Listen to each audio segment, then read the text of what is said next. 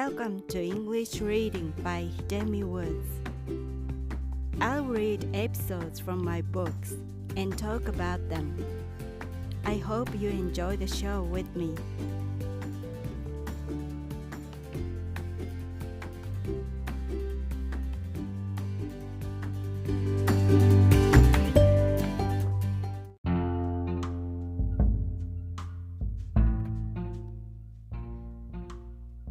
Hi, I'm Hidemi Woods.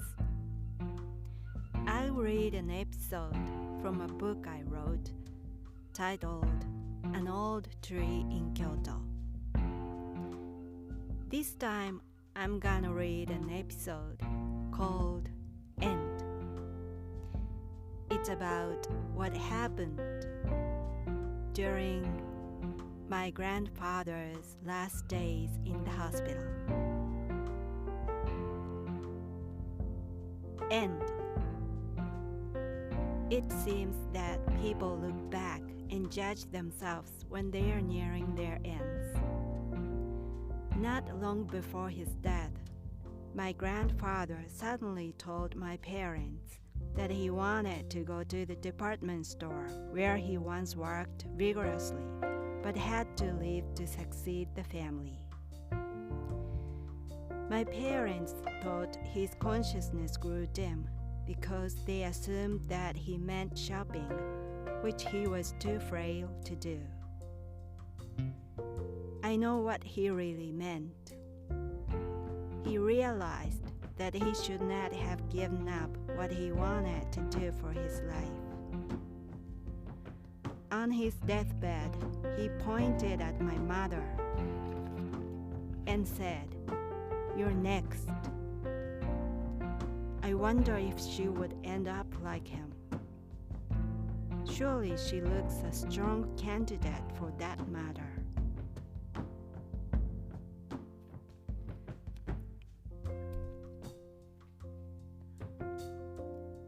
My grandfather used to take me to the department store when I was a child.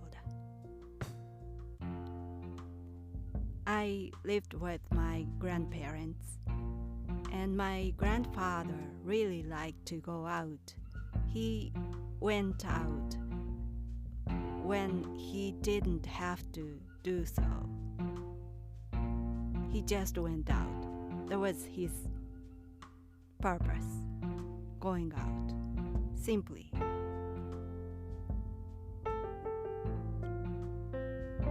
And sometimes he took me with him to the department store. That was his most favorite destination.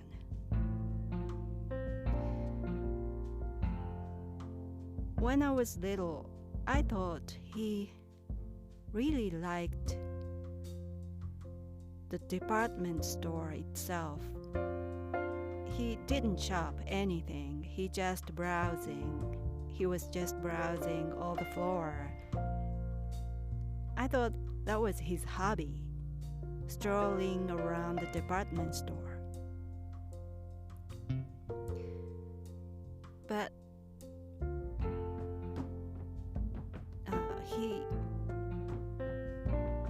why he liked the department store so much was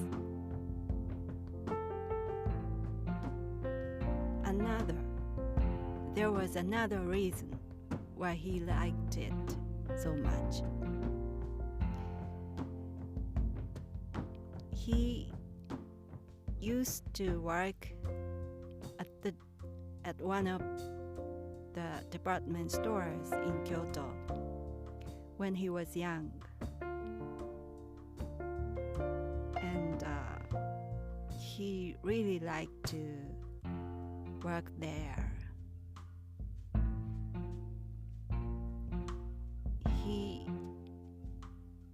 The department store he used to work was called Daimaru, which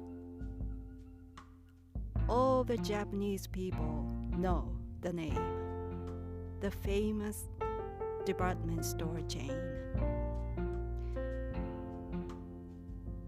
And he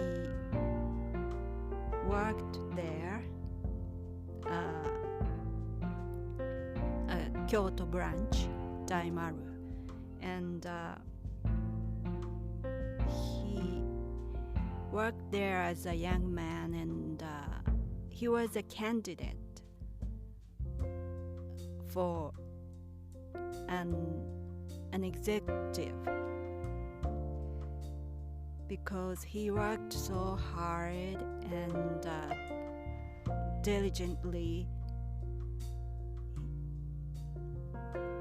He was the first person to show up there in the morning, even before the security guard arrived there. He was there and he waited the security guard. He waited for the security guard to open the department store, and as soon as he got in, he began to sweep the floor, dust off the merchandise, straighten up the shelves. He was just a diligent worker there. So all the executives there expected him to be a future executive. But my grandfather's father suddenly passed away, and he had to leave the job he loved so much in order to support his mother and his sister. And he quit working in the department store and took up the job his father was doing. That was farming. My grandfather became a farmer by quitting being a store clerk.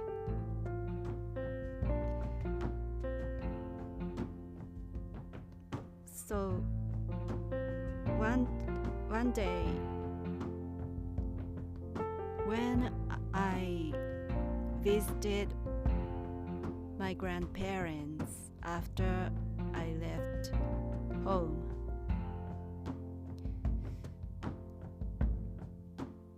out of nowhere, I just asked him why he quit the job he loved so much when his father died.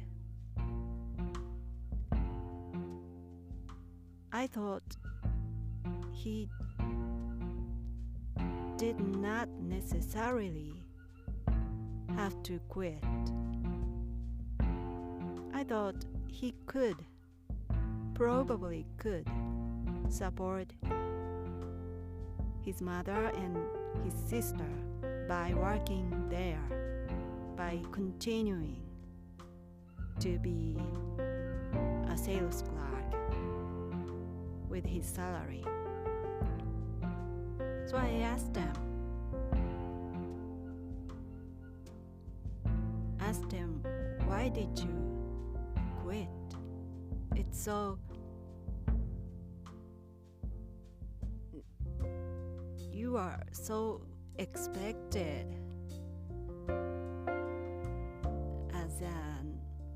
as was an elite candidate, but he threw away. Why did you do that? I asked him. And he answered repeatedly, because my father died. Because my father died was his only answer. And I said, just because your father died, you didn't have to be a farmer, which you didn't exactly want to. Why did you do that? I still asked him because I didn't understand his decision. And he told me that I had no other choice but being a farmer. I really didn't like to leave the job at the department store, but I just had to.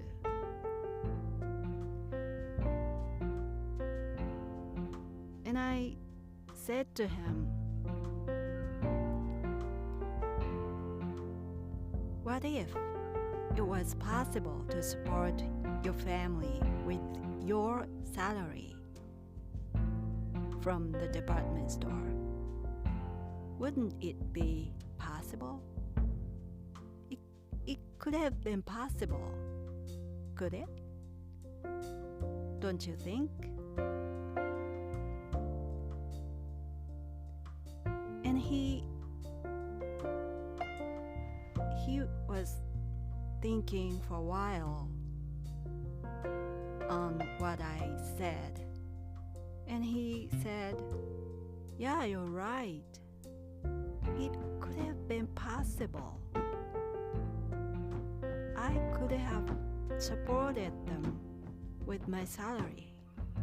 But I don't know. But it could have been, he said.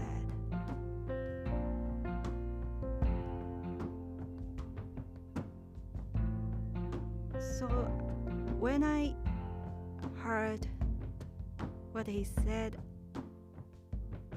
on his bed in the hospital to my parents,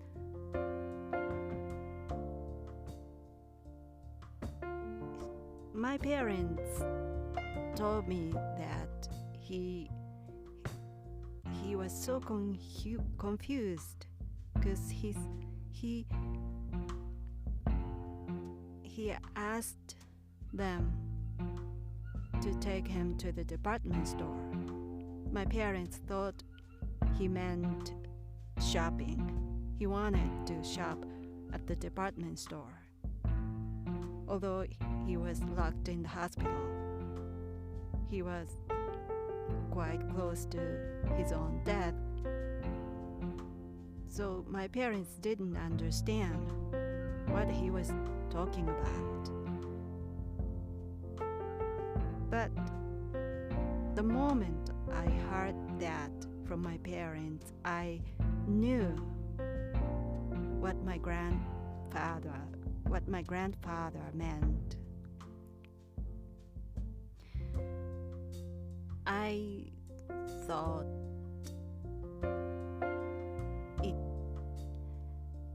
what I said to him on that particular day might have remained in his mind, deep in his mind. And that thought popped up in his head when he was close to death.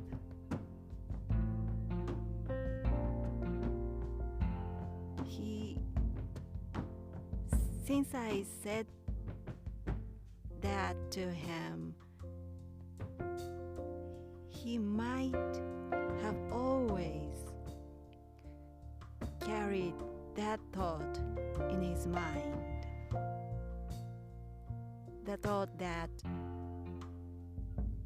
it could have been possible to continue working at the department store.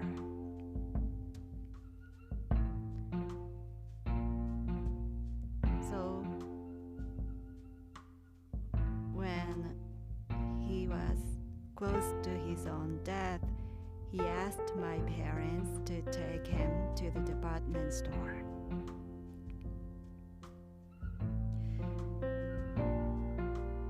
As for my mother, to whom my grandfather said, "You're next," she would say a lot of things on her deathbed. I guarantee she would millions of things. She would have millions of things to ask somebody for her to do, because she was a full basket of regrets. She pretty much gave up everything that she wanted to do for her life, because she married for money. She threw away everything. She sacrificed her life for money, because my family used to have family fortune, and that was the only reason my mother got married with my father. So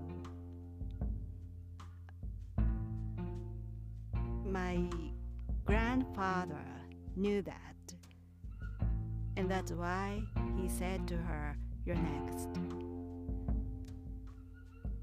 You're next who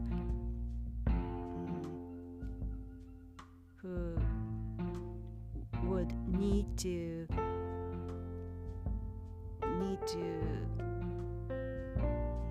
pay for the regrets when death was closing in."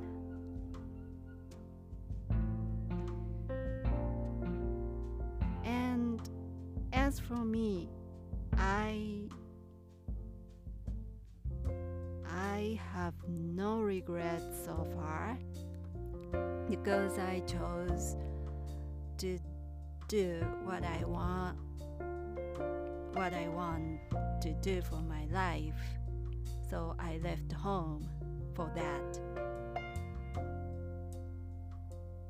in order not to have regrets like my grandfather or my mother. I didn't want to follow the footsteps of my mother, especially.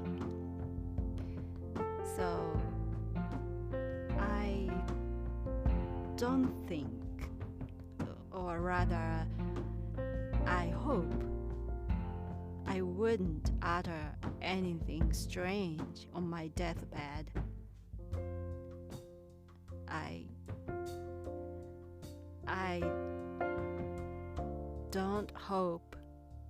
don't want to utter something like I wanted my baby, or I wanted my family, or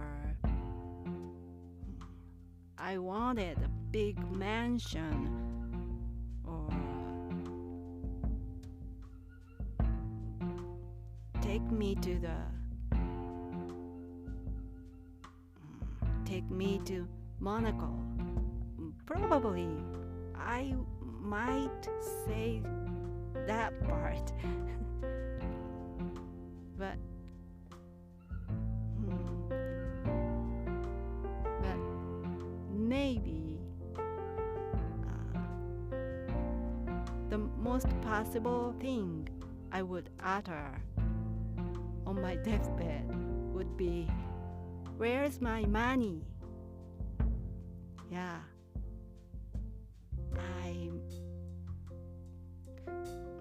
I might say such a thing.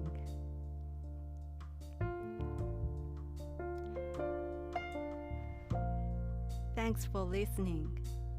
I hope you come back and join me again. I'm Hidemi Woods. Until next time, take care and be well. Thanks.